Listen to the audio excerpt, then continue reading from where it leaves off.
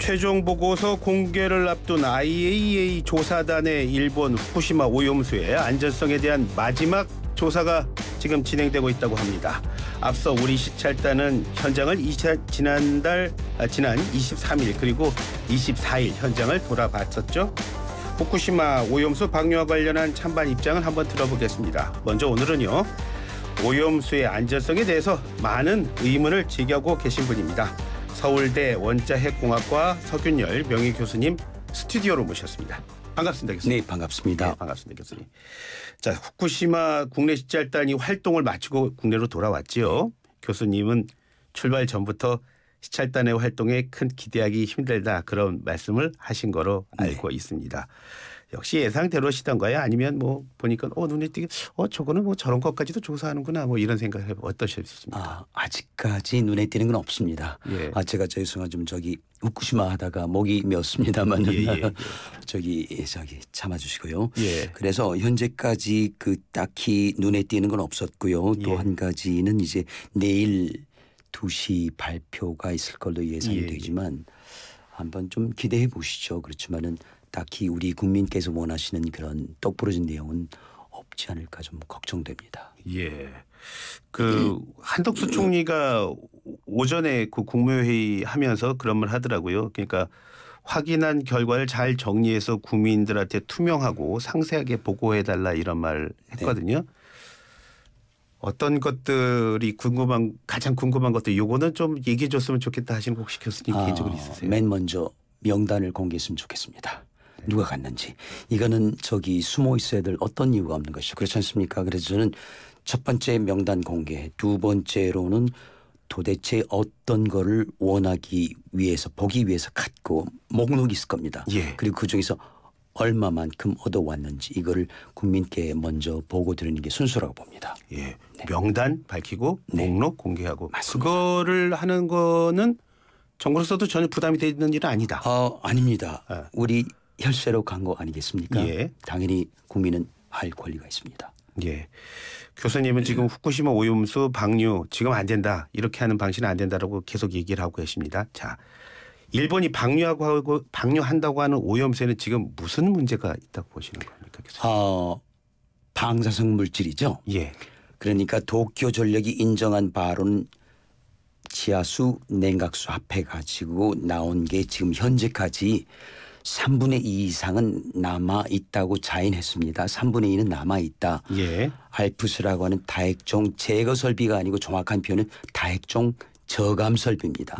제거는 안 됩니다. 예. 약간 줄일 수는 있겠죠. 예. 그리고 태평양 제도 포럼의 과학자문위원들은 4분의 3이 아직 남아있다고 했고요. 그러면 기본적으로 절반 이상은 아직 남아있다. 그러면은 처리는 했지만 미처리수다. 예. 그래서 오염된 처리수다. 예. 오리수다. 또는 여과수다. 정도 표현하면 되겠습니다. 교수님 말씀 그러니까 지금 오염수가 나오고 있는데 말 그대로 안전성을 담보하지 않는 물이 나오니까 그거는 문제가 있다. 그렇죠. 만약에 이게 깨끗한 물이라면은 저라면 안 버릴 것 같아요. 예. 고명수, 농명수 쓰지 않겠습니까? 그러니까는 안전하지 않다는 거를 반증하는 것이죠. 그래서 거기는 이제 말씀드리겠지만 소위 걱정되는 삼중수는 별로 걱정되지 않습니다. 그러니까 말씀하시니까 어떤 성분들이 걱정이 되시는 겁니까? 그래슘 방사물질, 세슘, 스트론튬, 요두, 루테늄, 플루토늄 이런 것들이 60% 이상 66%, 70% 가까이 있다면은 이건 문제가 되는 것이죠. 플루토늄도 나와요? 네, 당연하죠. 그거는 우리나라 원자력 발전소 달리요. 특히 후쿠시마 3호기에는 처음부터 플루토늄이 들어갔습니다. 이게 혼합연료라고 합니다. 보통 우라늄만 들어가지 않습니까? 플루토늄이 들어가 버렸어요. 그러니까 우리나라에서 나오는 극미량 플루토늄이 아니고요. 변환된 게 아니고 처음부터 들어가 있기 때문에 근데 일본 정부나 도쿄전력이나 또는 학계에서는 밝히지 않죠. 플루토늄이 다량 들어있는데 이거는 방사선도 방사선이지만 우리가 알고 있는 최독극물입니다. 이게 지금 들어있다는 것이고 걸러지지 않았다는 것이죠. 그래서 방사선이 문제가 아니고요. 플루토늄도 걱정이다. 근데 제가 잘은 모르겠지만 지금 말씀하신 어떤 물질들 무거운 것들이잖아요. 그러면 그거는 물을 통해서 흘러다니지는 않는 거 아닌가요? 그런데 이게 가루 형태이기 때문에 부유물입니다. 물론 이제 물보다는 무겁죠. 그런데 세슘 같은 경우는 일단 물을 만나면은 화학적인 형태를 바꿔버려요. 그러니까 수산화세슘이 돼가지고 물하고 잘 섞이게 되죠. 그렇지만 조금 무거우니까 저기 가라앉긴 하지만 그래서 밑으로 내려가지만 그렇지만 문제가 있죠. 내려가는 과정에 이제 침전되겠죠. 그럼 거기는 조개류가 있고 갑각류가 있고 저류가 있습니다. 그러니까 광어, 넙치, 뭐 우럭 있지 않습니까? 그런데 그리고 김 양식일 수도 있고 굴 양식일 수도 있고 그런데 이제 쌓인단 말이죠. 그러니까 이제 무겁긴 하지만 침전되지만 되는 과정에서 먹이 사슬로 침투하게 된다는 그런 위험성이 존재해서 저는 늘 이 위험성이 있다. 그래서 이제 방류해서는 안 되겠다는 거를 늘 주장이었던 것이죠. 핵심적인 얘기 한번 먼저 들어볼게요. 지금 알프스라는 그 장비를 얘기하는데 쉽게 얘기해서 그런 거죠. 그러니까 그 오염된 물질을 이렇게 저감시켜서 여러 번 걸러내는 장비라고 보면 되는 거죠. 저기 뭐죠? 정수기 있지 않습니까? 필터 있죠. 그거예요. 그 필터가 굉장히 많은 거, 크고 많은 거죠. 한 25개씩 들어갑니다. 자, 일본 정부는 그렇게 해서 그 정수기 통해서 걸러 나온 건 안전하다고 얘기하는 건데 교수님께서는 그렇지 않다라고 얘기하시는 데는 어떤 이유가 있을 것 같아요. 어떤 이유인 거죠? 자, 말 그대로 이게 정수기 역할이니까요. 물을 걸러내는 건 거기 있는 방사성 물질을요. 그런데 여기서 걸러내는 물은 깨끗치가 않습니다. 지하수에는 진흙, 모래가 섞여 있을 것이고요. 냉각수에는 뭐가 있을까요? 해결료 잔해. 거기는 금속 찌꺼기, 우라늄 찌꺼기, 플루토늄 찌꺼기 그리고 방사성 물질 아까 세슘 좀 있죠. 그리고 철근 잔해 그다음에 콘크리트 잔해 이게 전부 섞여 있어. 그러면 어떻게 될까요? 가자마자 먼저 이어가게 부딪히죠. 그러면 그것들이 먼저 걸러집니다. 그렇지 않을까요? 그거는 밀리미터 단위, 센티미터 단위일 수도 있습니다. 방사성 물질은 나노 단위, 마이크로미터 아주 작거든요. 그게 먼저 막아버리면 제가 볼 때는 정작 거리로 가는 미세 물질들, 세슘, 스트론튬, 플루토늄 안 걸러져요. 큰 게 벌써 막고 있기 때문에 냉방기 보세요. 우리 그 먼지 쌓이면은 훈훈한 바람 나오지 않습니까? 똑같이 역할을 못한다는 것이죠. 그래서 저는 늘 거기에 의문을 품어왔고 이번에 시찰단이 혹시 가게 되면은 거기서 나와 있는 그런 폐 필터가 있겠지 않습니까? 그걸 최소한 봐야 된다. 얼마만큼 많이 있는지. 근데 그것도 보지 않고 온 것 같습니다. 그냥 그 껍질만 보고 온 거죠. 그래서 별 의미가 없다고 보는 거죠. 전 사실 2011년 그 후쿠시마 원자로 그 문제가 터졌을 때 사실은 그걸 국제부에서 취재하는 기자였는데요. 그래서 그 기억이 나는데 그때 이 원자로가 막 뜨거워지고 막 이래서 문제가 됐잖아요. 그렇죠. 지금 그 원자로는 폐쇄가 된 거예요? 어디? 그때 뜨거워졌다가 이제 온도가 3,000도가 넘으니까 4,000도 가까이 되죠. 이제 구멍이 밑에 원자로 밑에 구멍이 뚫렸고요. 그러면 이제 콘크리트 바닥이 있거든요. 그 바닥도 구멍이 뚫리고 이제 금이 가버렸죠. 그러니까 원자로 자체가 이제 완전히 파손됐다고 볼 수 있죠. 원자로는 존재하지 않습니다. 구멍 나버렸어요. 밑에 그냥 뚜껑이 열려버렸죠. 그 밑에 있던 제어봉도 다 빠져버렸고 그런 상태에 이제 해결료 잔해가 있고 그러니까 물을 근데 아직 핵 반응이 계속됩니다. 아 그러면 지금 말씀하신 그거 지금 그 폐쇄된 그 하여간 그 지금 그 후쿠시마 1호 원자로에 그냥 그대로 있는 겁니까? 그렇죠. 그대로 있는 거예요. 그걸 이제 냉각수 부어야 되거든요. 아직도 식혀야 되니까.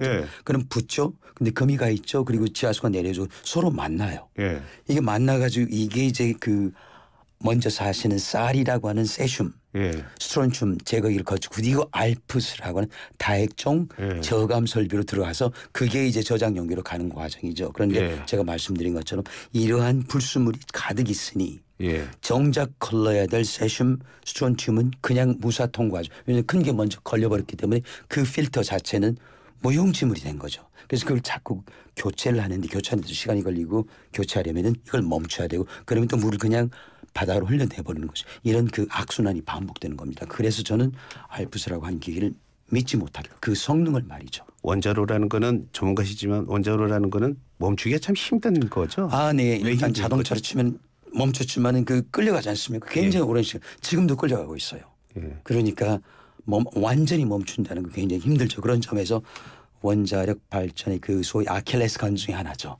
안전성에 문제가 있다. 그래서 제대로 시켜주지 않으면 이런 문제가 되는 것인데 지금 일본 정부나 도쿄전력이 큰 숙제를 또 하는 것이고 이제 모으다가 태평양에 무단 방류하겠다고 지금 나오는 것이죠. 지금 태평양 방류 말씀하셨는데 방류에 대해서 찬성하시는 분들 이런 말 많이 하더라고요. 그러면 지리적으로는 일본이랑 우리나라는 굉장히 가까운 나라인데 네.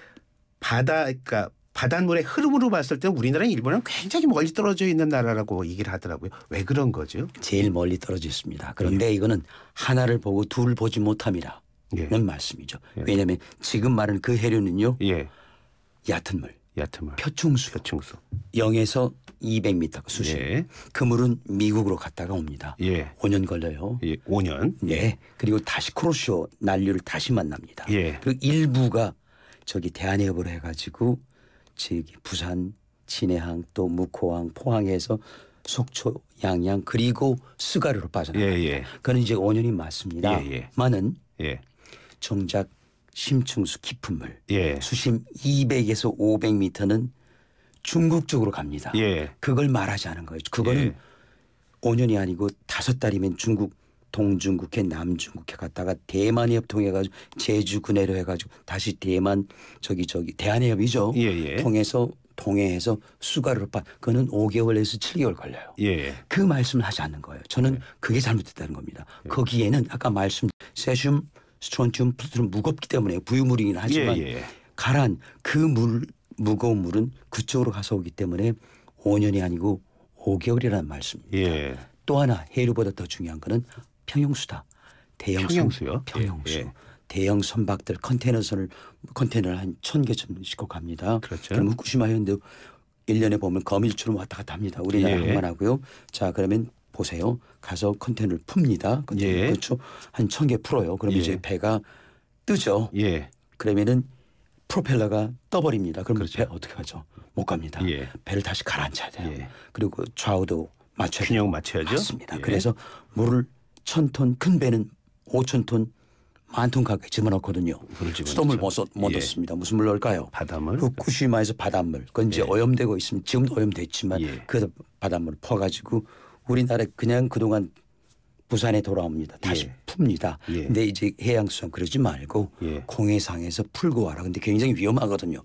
풀게 되면 다시 또 저기 기능을 잃어버려요. 항해 기능이 없어지죠. 왜냐하면 선미가 다 떠버리거든요. 그러면 이게 다시 또 집어넣어야 돼. 그러니까 한쪽에서는 버리고 이쪽에서는 집어넣고 그러면 이 방사능 오염수가 멀리 가게 되면 그걸 다시 또 집어넣는 거예요. 그러니까 탁상공론이도 할 필요가 없죠. 그리고 벌써 그 물은 5년도 아니고 5개월도 아니고 며칠이면은 우리나라 영해에 들어옵니다.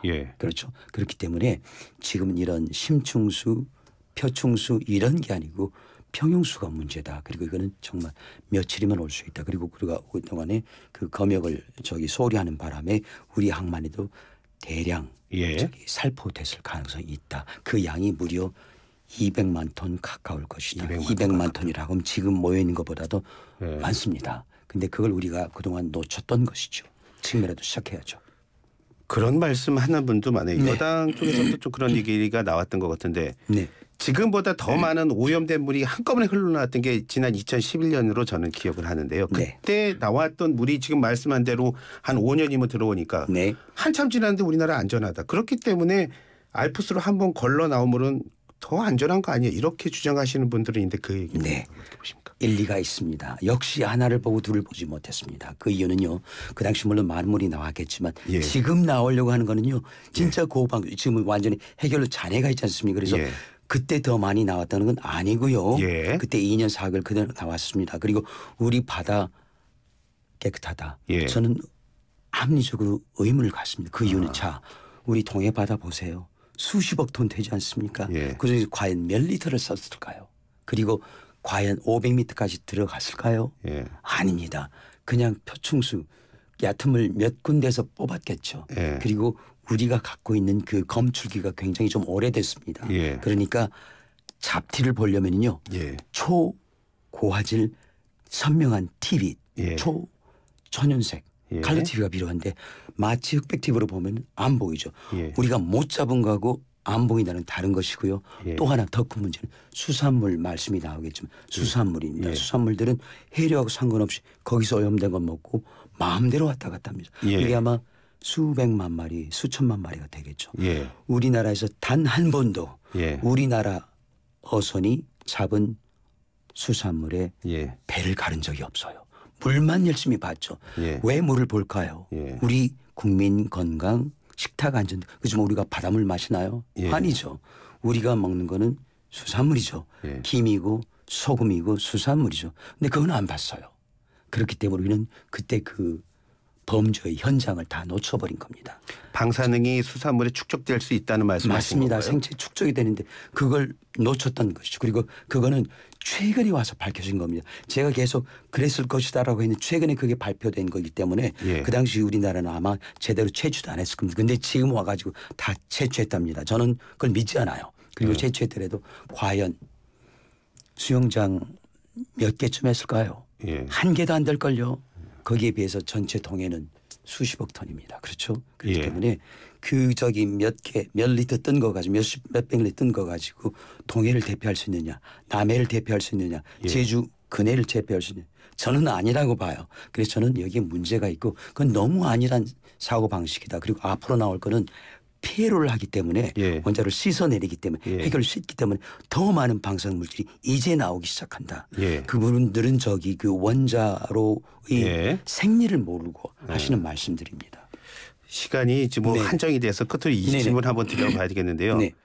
지금 현실로서는 오염수를 바다에 방류하는 방식이 최선이라고 주장하시는 전문가들이 계십니다. 네. 그런 주장에 대해서는 어떻게 아닙니다. 예. 왜? 정상 언제 조금씩 나오는 거 버릴 수 있습니다. 우리나라도 다 버려요. 일본도 지금 가동중 원전 버리고 있고요. 예. 그런데 사고 원전에서 나온 이런 대형 예. 137만 톤 곱하기 100 하면 1억 3,700만 왜 100배 해석하니까 예. 이런 건 버리면 안 됩니다. 나쁜 선례가 되는 거예요. 예. 미국 버리지 않았습니다. 쓰리말점 때 우크라이나 체르노빌 버리지 않았습니다. 예. 이게 버리게 되면 선례가 되고요. 그럼 중국도 버릴 겁니다. 예. 중국 곧 200기가 되거든요. 그 선례 절대로 만들면 안 됩니다. 그리고 태평양은 많이 상하게 되겠죠. 그 제도 저기 주민들도 그렇고요. 버리지 않고 방법이 네? 있습니까? 뭐하면 됩니다. 탱크를 1000개 더 만들면 되고요. 예. 인공호수 만들면 되고요. 그걸 또 중국 정부가 똑같이 앵무새처럼 반복하더라고요. 방법이 있습니다. 왜 버립니까? 선례를 지금 걱정하시는 거군요. 맞습니다. 예. 교수님 오늘 말씀 고맙습니다. 네. 고맙습니다. 예, 지금까지 서울대학교 원자력공학과 서균열 명예교수와 함께했습니다. 고맙습니다. 네.